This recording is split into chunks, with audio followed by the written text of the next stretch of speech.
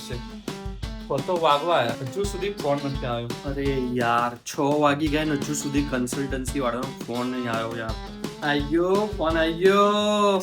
ભગત phone ઉપાડીને કહું notice period ભરવાનો છે કે નથી ભરવાનો, કાલે આવવાનું છે કે નથી આવવાનું, બરાબર?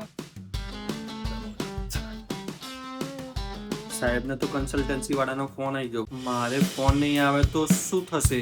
મને કાઢી મૂકશે તો. મેં તો ફોર્મમાં કહી દીધું કે 6 વાગ્યા પછી હું જતો રહીશ, કાલથી નહીં આવું. હા મેડમ બોલો.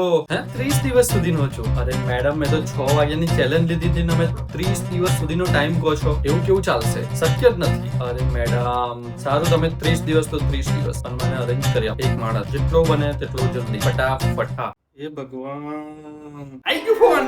હવે તો મજા પડશે. ચલો ફટાફટ વાત કરતા હું, શું કે છે, કાલથી બીજી નોકરી પાકી કે નહીં? ચલો ફટાફટ.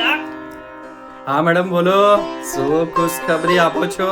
30 દિવસ પછી? ઓ મેડમ આવું ના કરશો. 30 દિવસ મેં તો કાલની ચેલેન્જ લીધી છે 6 વાગ્યાની અને આજના 6 વાગ્યાની. અરે મેડમ કઈ ને કઈ આવતા અઠવાડિયે કરી આપો. હા એવું જ નથી, 30 દિવસની રાહ જોવી જ પડશે. ઓકે ઠીક છે, તમે કરો 30 દિવસની તો 30 દિવસની, પણ તમે કરો. 30 દિવસ સુધી ભગત કાલે જતો રહ્યો તો મારે તો ઉપાધિ થઈ જશે, એટલે મારે તો ભગતને નોટિસ પીરિયડ ભરાવવો જ પડશે. અરે યાર શું કરું હવે? હવે સાહેબ જોડે નમવાનું થશે.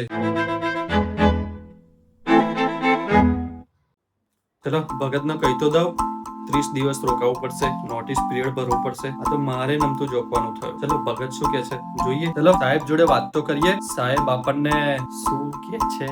ભગતને તો કહી દઉં. ભગત, ઓ ભગત, કઈ ગયો ભગત? ભગત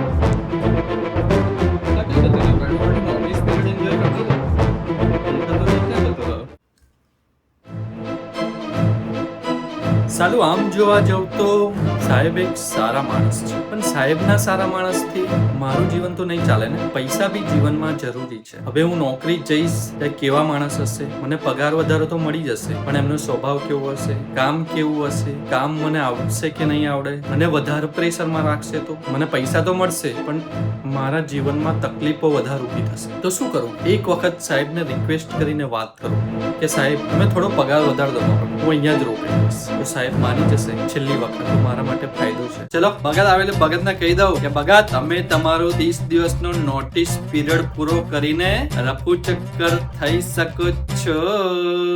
સાલું આમ જોવા જાઉં તો મને નવો માણસ મોંઘો તો પડશે.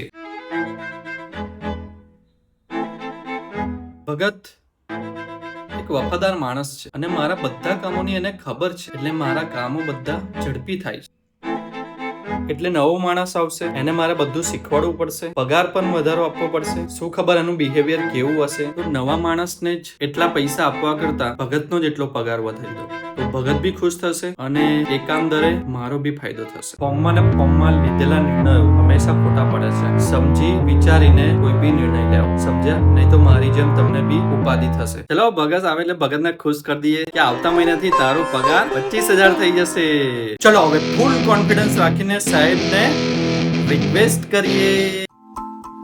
ભગત મારે તને છે ને કઈ કેવું છે. બી કેવું છે લાગે અમને માણસ મળી ગયો લાગે. મને કાલથી કાઢી તો નહીં મળે ને? કાલથી સાલું કાઢી મળશે તો હું જઈશ ક્યાં? હા સાહેબ તો બોલો ને તમે પહેલા. અરે યાર મને નોકરી બોકરી લાગી તો નથી ગઈ ને? એમ કહી દેશે સાહેબ હવે મારે તમારે ત્યાં નોકરી નહીં કરવી, મને તો નોકરી મળી ગઈ. ચાલી હતો આપણને ઉપાધિ થઈ જશે. તો હું એને ખુશખબરી આપતા નતો લાગે. હા ભાઈ હા બોલ, ચાલ તું પહેલા બોલ. ચાલ બોલો, તમે મોટા કહેવાય એટલે તમારું માન રાખવું પડે.